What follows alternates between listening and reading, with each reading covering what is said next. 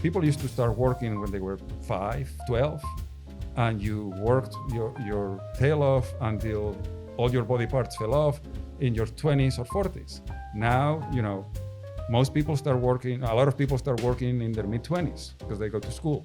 And they work for a few years, they work until they are in their 60s, and then they have 20 or 30 more years. So that's clearly, we have more leisure as people. We don't lead back-breaking lives like we used to. Right. So you're saying, and that's not a bad thing. We should get kids back to work. You said that. That's right.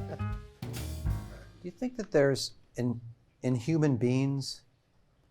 I know there's going to be a wide range of thought, but do you think there's two sort of almost like conservative liberal thought that's just the way our brains think all the way back, and they're both needed at different times in the evolutionary process? So there's always what were the two places? It was not Rome and... You're thinking Athens and Sparta. Yeah, Athens and Sparta, like two different ways of thinking. One being totally open to capitalism and blah, blah, blah, and the other one dedicated to military and fighting. And I think our brains like to classify because we understand the world by classifying, so we tend to simplify things. But I think the world is a complex place. And do you fight or do you fight or flight? Mm-hmm. I think there's going to be times where you should do either. Right. There's that. I don't remember who came up with it. Who's basically, is it better to be a fox or a hedgehog? The fox doesn't have any fixed ideas like you, right? And he's capable of adapting to situations. And the hedgehog has one idea that applies all the time. And the idea has been told that Winston Churchill was a hedgehog. He was like, Hitler's wrong, Hitler's wrong, Hitler's wrong.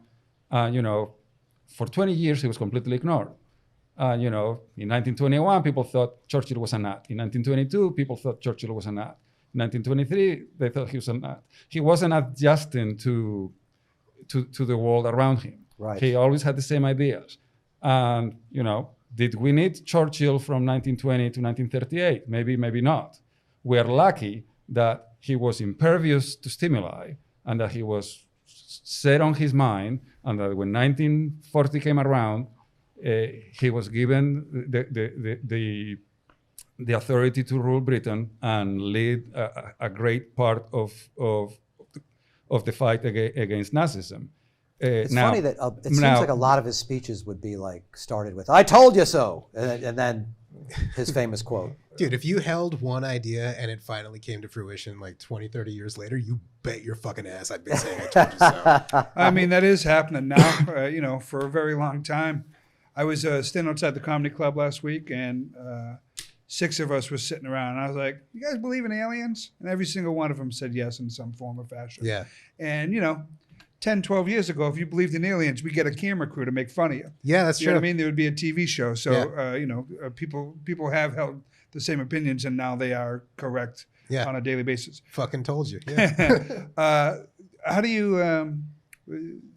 how much time do you spend researching, reading on the history and philosophy in general? And then how are the ways that you try to practice it in your daily life?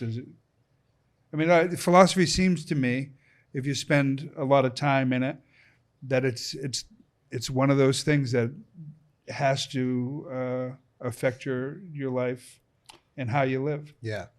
Yeah, I think I'm like a lot of people. I read a lot of philosophy when I was 16 to 21, when I had the time. Yeah. I haven't lost the interest. Okay. So I have wide interest. I like to read. I don't have as much time to read for pleasure as I used to. I'm an avid reader. I read newspapers. I read magazines that have broad topics. But, I read history. I occasionally will read a philosophy book. But I wouldn't say that I read more than one philosophy book a year. Okay. And still, that's a lot. It's quite a bit. Yeah, it might be more than the average, but it's I mean, I read my first Epicurus. Epicurus. I don't even remember what's the pronunciation. My first Epicurus a couple of years ago. Horrible book. I feel the same thing about Plato's Republic. I can't get through it. Yeah, Plato's Republic is. I hate Plato. It's awful. I'm not a Platonist, but I would recommend Aristotle's The Politics. Okay. It's surprisingly modern. If you read the old stuff, a lot of the old stuff, it just reads horribly. Like Shakespeare. Doesn't translate. Yeah, Shakespeare's good. What are you talking about? Oh, But What are you, nuts? it's unreadable. But yeah, I read Epicurus. Ridiculous. There's some fragments. A year or two ago, it was horrible. I still like the philosophy, but it just didn't read very well. But I read Aristotle a couple of years before, and that one read very well. So I recommend that. Okay. He's one of the names that sticks out. He was. Yeah, there's like was an he Aristotle- pre-Socrates or after Socrates? It's Socrates, then Plato was a student of his, and then Aristotle was a student of Plato. Aristotle did poetics too, right? Yes. Yes, that's also good. That's like a good creative one. Okay. Yeah. And I read Aristotle's Nicomachean Ethics after reading the Politics. It was really hopeful. And, Yeah? it was a hard read. It was. Not his best work. You think he rushed it? Well, Should have opened mic it. Should I? in fairness, we don't know that Aristotle wrote anything. Oh, okay. so It's like a what Jesus situation. Yes, yeah. What happened was Aristotle, I don't know whether he wrote or not, to our knowledge, nothing of Aristotle's direct writings survived. Didn't he have a school? Yes, he had a school. I've been to it. Really? Yeah, in Athens. It's in English, it's the Lyceum. Do they still have his school, Plato's school, and Yes, I think I only went. I mean, when I was in Athens, the one time I've been to Athens, I actually found a map that had Plato's school and Aristotle's school, and there was a third one. I don't remember the guy's name. that's so cool. So I went to the one that I liked. So I went to Aristotle's school. But anyhow, his books, and we have a lot of books by Aristotle, are basically students taking notes while he lectured. Okay. So when you're reading the Politics, it reads great. When you're reading his Ethics, it basically looks like, here's this problem. Here's the professor going through point by point by point by point. So you get to the next class, and it's the same thing over and over and over. So it's if you're really into Aristotle, read the Nicomachean Ethics. In the middle of it says this will be on the exam. Right. I have a hard time recommending that one to anyone. So from the ages of 16 to 21, when you had the time and you were super curious and interested in all this, and you stopped finding it, were you surrounded with other curious people, like-minded people? Were these the things you spent the most time discussing? I wouldn't say that I spent the most time Okay. on it, but I had a good friend. Got out there, yeah. I had a good friend that was a fellow traveler, Okay. interested in learning and thinking about it. Yeah. And the traveling was, as far as being interested in philosophy, is there anything that's a substitute for the traveling? Like that's how you're going to learn most things, right? Is being out and experiencing the world. Oh, you think? I'm asking. What do you think? Do you think you learn more by experience or more by paying attention to other people's experience? I think experience, but there's value in both. It's not one or the other, is it? Right. Yeah. Experience, I think, is like a deeper lesson, but like the other one, learning from other people, it's like it's a time saver. It's a time saver. It's more efficient, Yeah. but it doesn't work as well. No. But from a technical point of view, both are experience. Yeah. Sure. There you go. Yeah. One is recycled, one is direct. Okay. Ah, yeah. That's true. Yeah. One gets picked up once every 2 weeks. One's every week. yeah.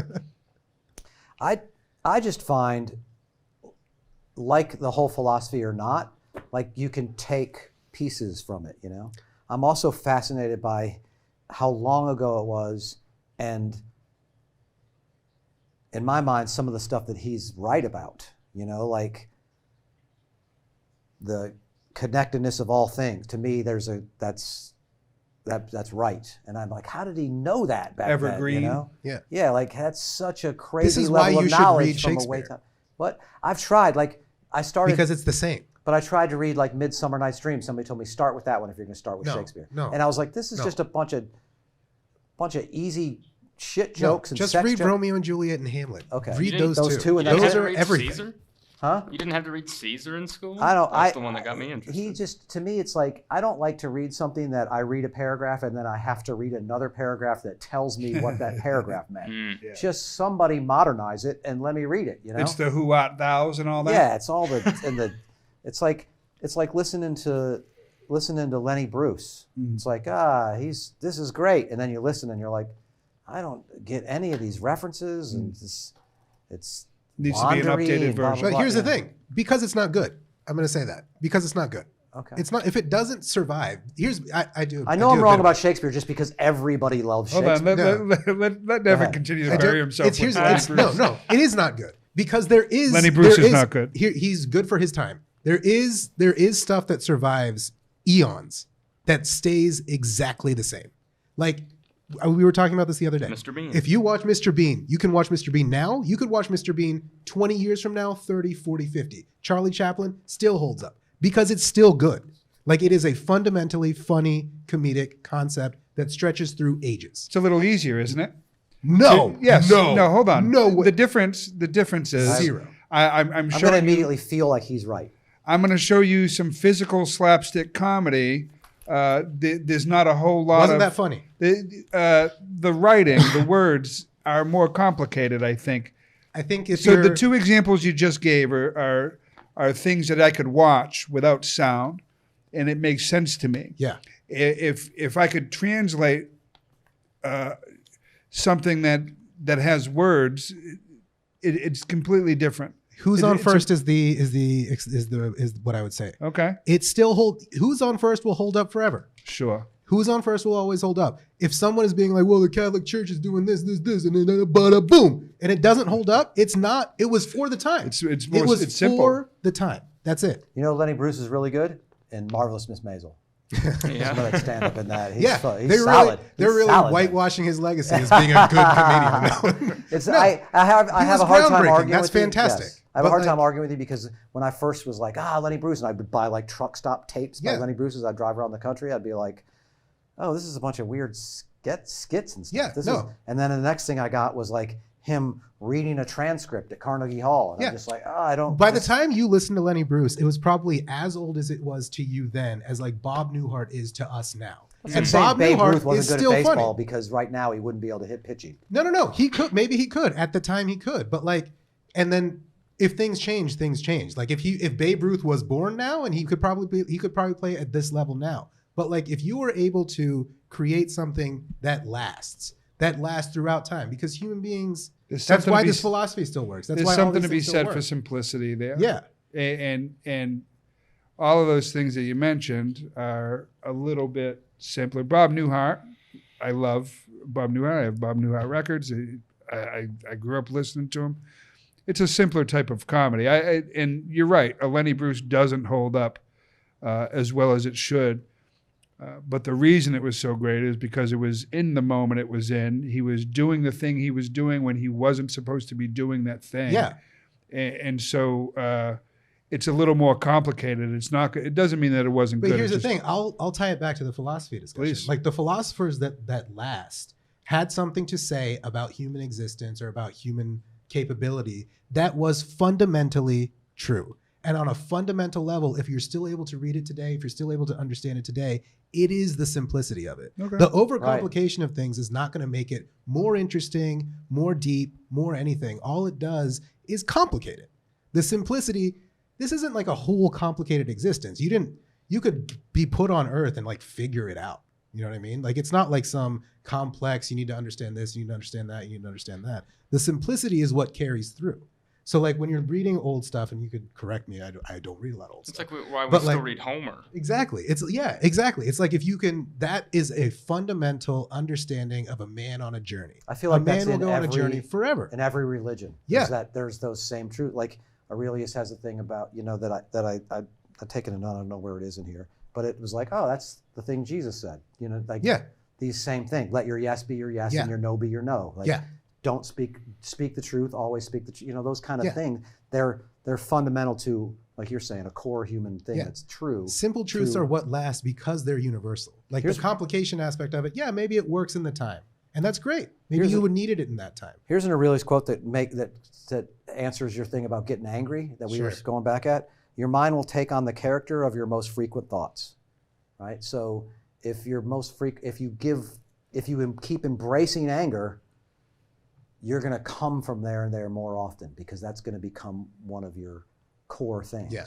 So the idea is to try not to point out to you, like, why am I getting angry at this when it's here every day? Every day, the same idiots don't know how to work this three-way stop at Target. Yeah. There's not a stop sign there. Go, like, now- me yelling at them every day about it is not helping. It's Yeah. hurting me. But it lasts because it's simple. If he was like, don't eat the goulash from Frederick's on Friday I'd be like, because it's what is going to this give guy you talking about? diarrhea, Yeah. you'd be like, what the fuck?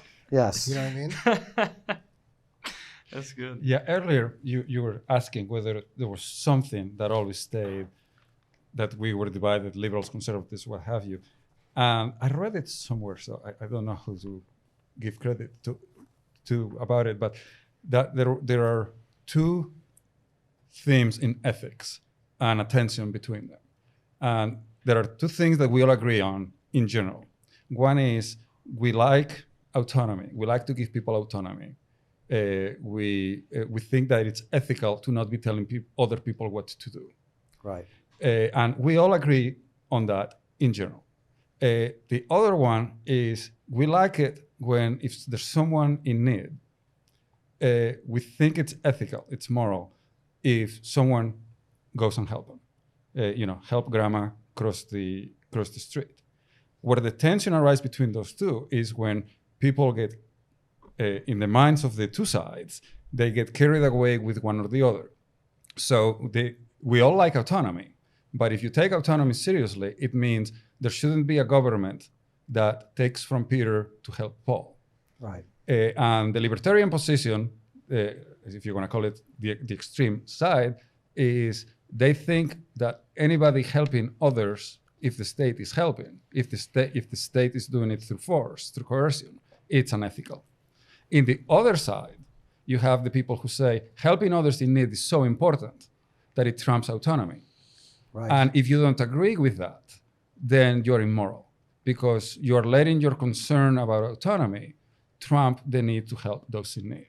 And ultimately, autonomy and helping those in need have a tension that I think is irresolvable. And I think throughout the millennia, we have people who, whereas we all are for autonomy, we're all for helping those in need, we disagree on how much we should trample over the line Right. to ensure that either goal triumphs or not. Do you think that that's probably like just like an internal struggle, like between the two, like in each, I think it's irresolvable. millennia? It's like, it's like it just swings from one end to the other, kind of like throughout history, and there's never going to be quite that. That's what I mean Easy about resolve. at different times, both of those ways, those ways are needed. Yeah. And sometimes we need to be like, hey, we need to do it this way, and we're going to war or whatever. And then at other times we need to be more thoughtful and advance. Yeah. A different version of ethics or whatever, or community. Sometimes it's about it's about the individual.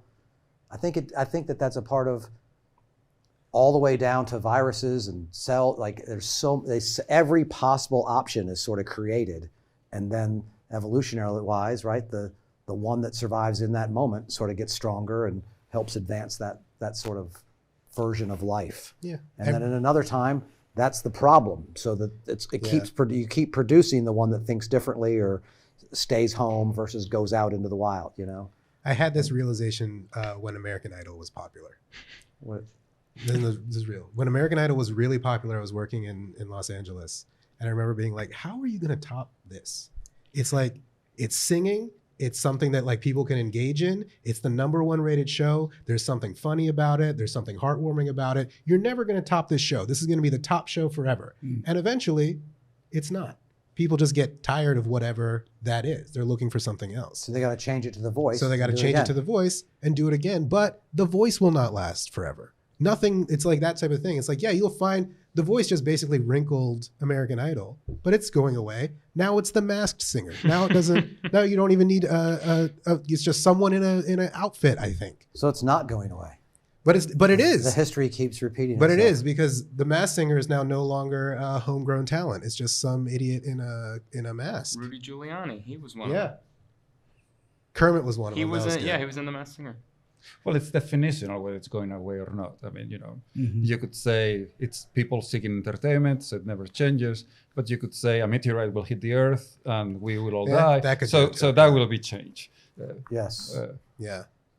Whatever is on top when the meteor hits, that wins. So this is gonna. I don't know if we can fit this into being philosophy or whatever. But when you're talking about Lenny Bruce and it just being, it was good in the moment, but it doesn't go through time. Yeah. We were having a discussion pre-show about what's going on with Chappelle Oh yeah. and yeah. like the monologue on Saturday Night Live. I haven't seen it. Well, it's really good, right? But it's also a chunk of 10 minutes or whatever that was probably written last week. So I was sort of making, in a sloppier version, the argument to him that like it would probably last through time better if it went through all the steps of stand-up of like honing it and shaving it and getting rid of that joke that might be a little happier, this one that might be a little too harsh, and making it that beautiful piece of stand-up, you know. And but then again, like your show's going to be better the more you tell it. Sure. But it's still pretty, you know. And my thought is, I'm happy to see an artist do a thing and not wait for it to be perfect before they put it out. Yeah. You know, I like I love an attempt. Yeah. Imperfection is pretty gorgeous as well. You know what I mean? Yes. It's raw. But I think imperfection from lack of rigor, I think, is where it falls apart for me. Like if it's imperfection because like you like as an expression of yourself, you think that imperfect part of it expresses something that you need it to express, that's fine by me. But imperfection from lack of I'm gonna fucking make it as good as I can fucking make it be. In what I think time that's frame where though? You know, he was hosting Saturday Night Live this Saturday, not 4 Saturdays from now. Sure. So he didn't have the opportunity to go ahead and hammer this out and make it perfect and make it pretty. Sure. Can he be so great at what he does that it's great that 5th time he's told it versus should he have told it 10 more times and got it that much better before he released it to the public, or as is it someone better who to grew put it up out with- now? as someone- and is he so great that he gets to skip all those steps? I will say for this specific scenario, that's the charm of Saturday Night Live, is that like it is nothing is ever finished on it. As someone who Okay. grew up with a dad who That's good. yelled at him and a perfectionist, if I waited for things to be completely right, I'd never put out anything. That's Yeah. true. You know, Yeah, I have to be willing to take a chance, put the thing out there, imperfections and all. That's the artist discontent though. Like you'll never be satisfied with Yeah, what man, it is, I've you know? never written anything that I wouldn't tweak a month Exactly. later. 100%. But at some Absolutely. point, you have to 100%. publish it. Yeah, Yes. that's Yes. the Yes. thing. That's It's like why at some they're- point it's got to go. That's why there are deadlines. Yeah. So like Aurelia, is this different in the fact that he never intended it to be published and it wasn't written for anybody else except for him, and because of that, something about that has made it connect through time, or has anybody else written a great philosophy based on they were just talking to themselves and trying to make themselves better? Yeah, there's a history of people writing notes to themselves, like this is. Okay. There's some, I think, Montaigne, he has some, I remember. I used to have a better memory than I do. That has some, I think they're called the essays, Right. but, that are similar, that it's just he's writing notes to himself to clear his mind, to figure out what do I think about this. Right. And he wrote this thick book, and well, now we all read it. So there's a few of them, and I mean there's also like we said, there's Aristotle, who didn't write it. It's just somebody his students. Like took it down. Socrates didn't write his; it was Plato writing his stuff.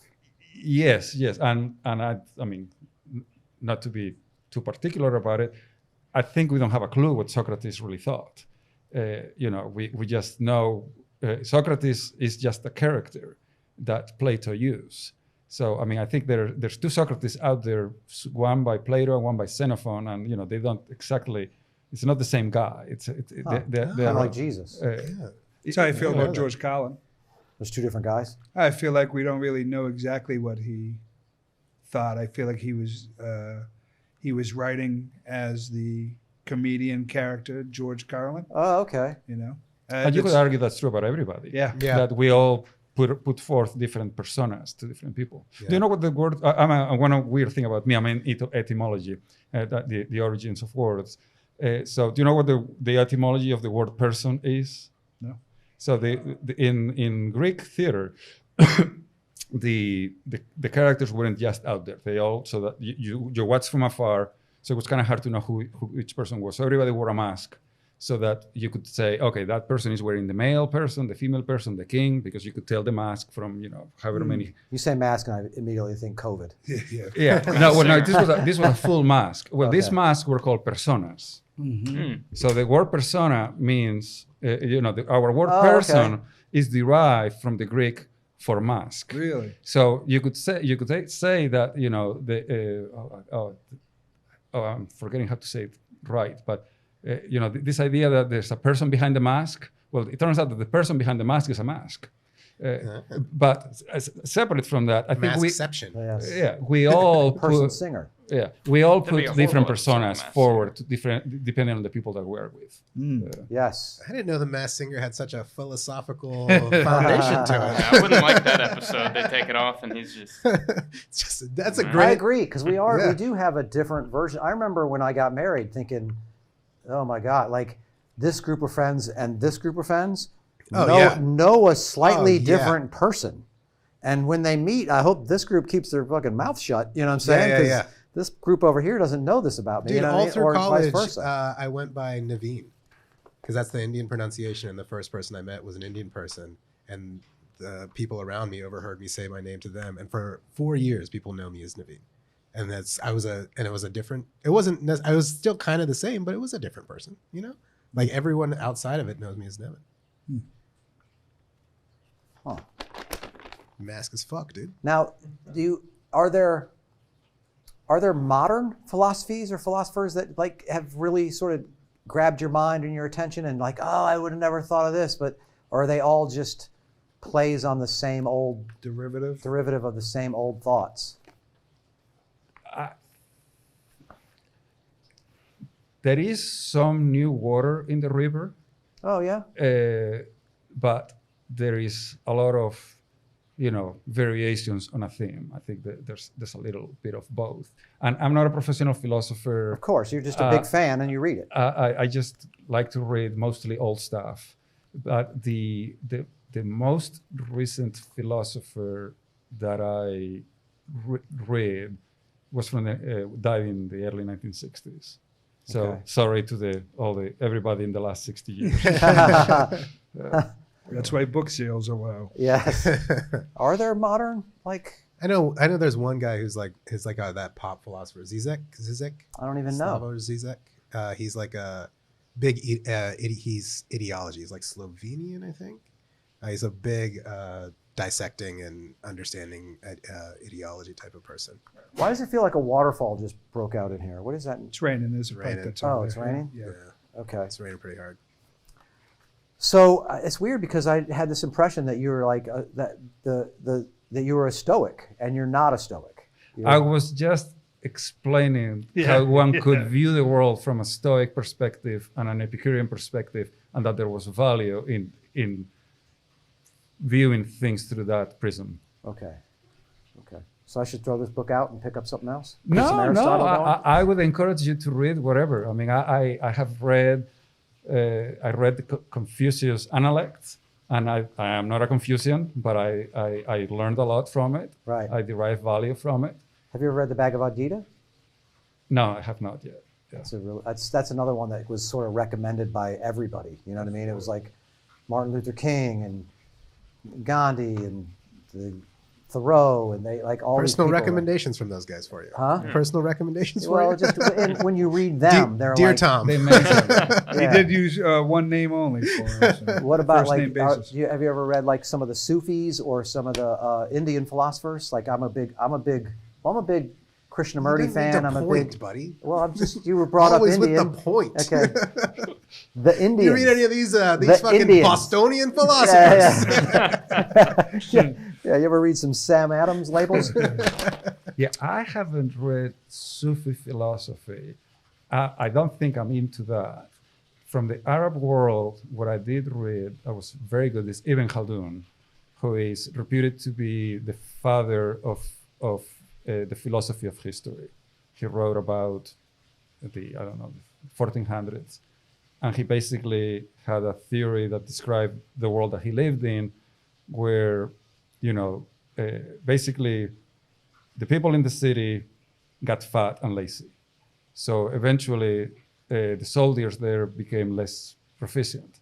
So the people from the outskirts eventually would come in and take over. Right. And they would take over and they would do well because they remember living in the wild. And their children might do okay. But by the time the grandchildren of the last invaders were in power, they had gotten fat and lazy. Right. Good times make people soft. Hard times make So people he hard. had a philosophy of history that may be accurate or maybe not, but it's the first time that before him, history was this happened and this happened and this happened, and there isn't as much why did things happen. So he's the first historian That's interesting. that tries to figure out why did things happen. Okay. That plays out in well too, isn't there? Like a thing like the third generation is the one that squanders the fortune. That's what I'm saying. There is a modern version of that Yeah. quote of like it's more like I just said, like hard times create hard men, who then create easy times, which create soft men. Yeah, and there's a theory in financial economics that stability begets instability. That makes that sense. if you have times of stability, people start taking a little more risk, Right. and eventually that risk builds up, and it leads to the next crisis. And then when that crisis happens, everybody gets scared and everybody gets really safe and conscious and careful, and the crisis comes to an end. Because people remember the last crisis, they save a lot and they're very careful. And we do very well for a few years, but once people get used to stability again, it begets the next crisis. Yeah. Right. And we do it I forever. have this theory about unions. I feel like unions are very popular every 70 years, and then that 70th year, someone's like, why am I paying into this union? Yeah, that's what I was talking about Howard Bloom earlier in this Genius of the Beast book. That's part of what he talks about. The crash of everything helps create the next wave of innovation and different thought. And then we get up where we're all, like you're saying, we're all comfortable, blah, blah, blah. So there ends up being less innovation, and he makes the point of part of what helps evolution is that despair and fear, and we gotta invent a new way out of this that sparks our thought and our evolution as humans. And then we're back up, and then we're lazy. But we need those crashes and those lows in order to force us to think differently. To create Well, I don't know next whether ideas. we need them, but we do get them. Right. But I would place, I did it with Neil, so I think you'll be interested. I would put this cyclicality element in the broader perspective that if you look at human history, standards of living, the life expectancy, whatever measure you want to, pretty much the world was stable from the year, 3000 BC until the year, simplifying, 1750. Standard of living, there are better times, there were worse times, there were wars, there were pestilences, there were whatever. But our technological level, our standard of living was pretty much stable for, 5,000 years. Right. We invented agriculture, that was a change in life.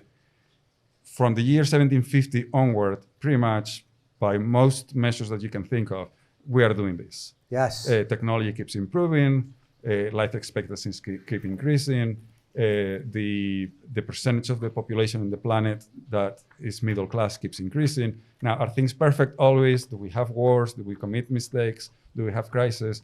Yes, but it's not cyclicality where we go up and we lose everything, and we go up and we lose everything. It's cyclicality where we have a long-term upward trend, where it's not a completely upward trend. It just has little hiccups going up. Yeah. Right.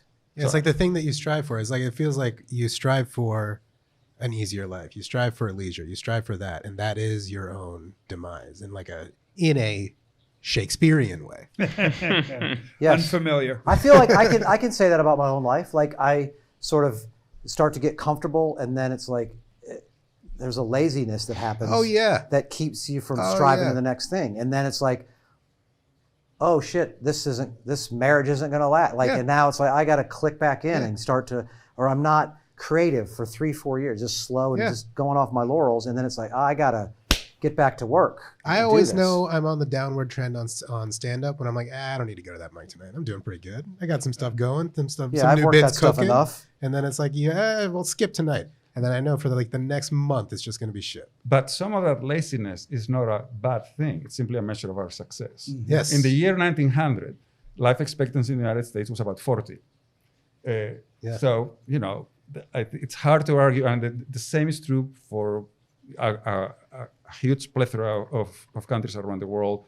The number of women the number of children per mother has plummeted planetary-wide. We are, by just about every measure that you can think of, despite the hiccups, we have an upward trend.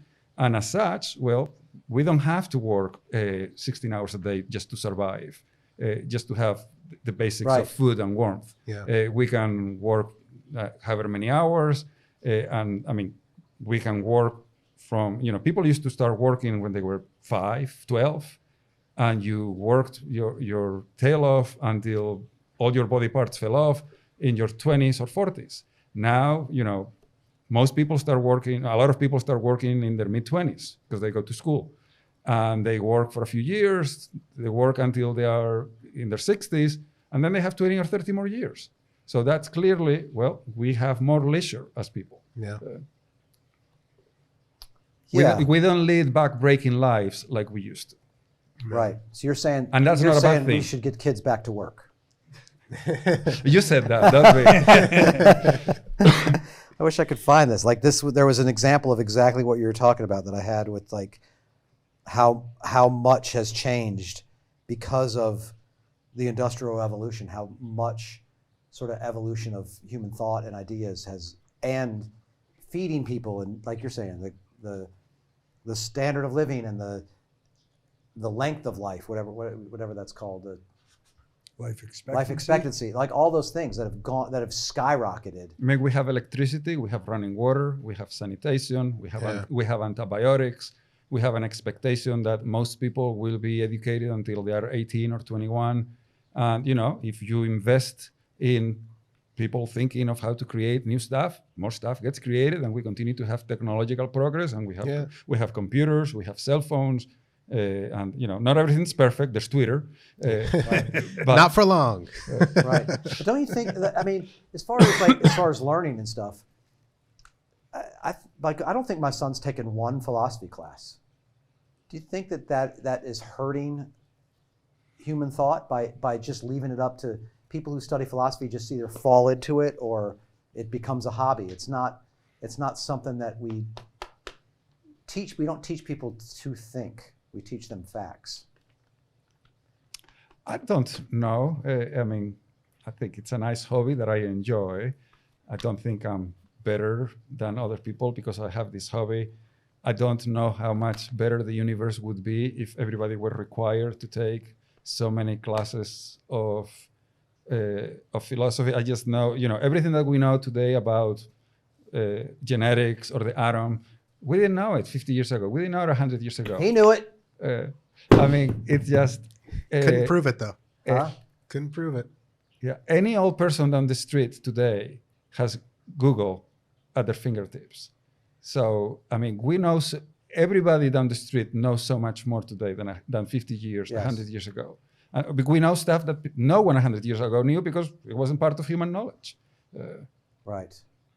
Huh. All right. Well, we gotta wrap this up. I appreciate having you coming in and talking to us. Thank you. And- I always enjoy coming Dude, out I would here. really recommend you try and like reading a Krishnamurti or some of the great sort of Indian philosophy. They think a little differently than it's spiritual based really a lot, I think. But I've really loved it. I hate to keep looking at you because I feel like You know, that's a I'm little feeling it, racist. dude. You know what I'm saying? Daring you to look at You Eric can't- when you you talk can't- about this. You can't back me up and be like, yeah, Krishnamurti's the shit. I mean, or- Oh, he's read it. assuming I haven't read it too. I just so know this, you. Yeah. Yeah, you haven't read no Krishnamurti. Anytime he mentions someone else should read something like that, Yeah. he's always like, you should read the Bhagavad Gita. You should read that. And he always mispronounces it, but he never looks at me when he does Oh, it. is it not? How do you say it? You say it very phonetically. It's Say just Bhagavad Bhagavad. Gita. Yeah, that's the fucking whatever you are. Way How are you say supposed to It's, say it? Lebanese. It's Lebanese? just it's bug Bug? with a yeah. That's good enough. Bug, vud. Bhagavad Gita? Yeah, there you go. You nailed it, buddy. Bhagavad Gita? Okay. Oh, I'm glad. Because, did I say it wrong again? Bhagavad Gita. Bug fajita? Like a, in there? Did you say bug fajita? Yeah. Bug fajita? Honestly, that's closer than what you were saying. Oh, it is? Yeah, if you think Okay. bug fajita, I'm like, but I'm trying to sound all smart. You should read the Bhagavad Gita. Have you read the Bible? The Bible's good. and there's another thing you say all the time. It's Tom Simmons, that's also wrong. Yes, you're right. It's Tom Farrell. That's what I was trying to say. So, all right. Well, you guys, I wish. Do we have a quote? Oh, this is another thing you might like. Is that the Stoicism is basically the community over the individual. Oh, yeah, that's already. I'm out. You're out. It's all about me, baby. Well, see, I think that's a thing of the philosophy of survival of the fittest and the individual it should be a thing. And I think that's not accurate. You think it's- survival of the fittest of the individual is not accurate? I think evolution is driven by community and not individuals. The community is more important to evolution and drives evolution I can see even in that. us more than our individual. Let me twist your mind. Evolution is not driven. It's what happens. Yeah, Ha! there it is. That's Yeah. a good one. We're Let's go out we're on that. doing it now. We won't know what it was, but we're doing it now. And like in 100 years, they'll be like, "That's what happened." You know what I mean? Like something is going on evolutionary wise with everyone right now I can't that wait we to won't realize. Can't wait to see how they replace the Masked Singer then. Yes. I think it's cute that you think we're all going to be here in 100 years. Something will be here. Maybe. Venus will be here. Some remnant of whatever we are will be here. All right. See ya. Thanks. Probably Show.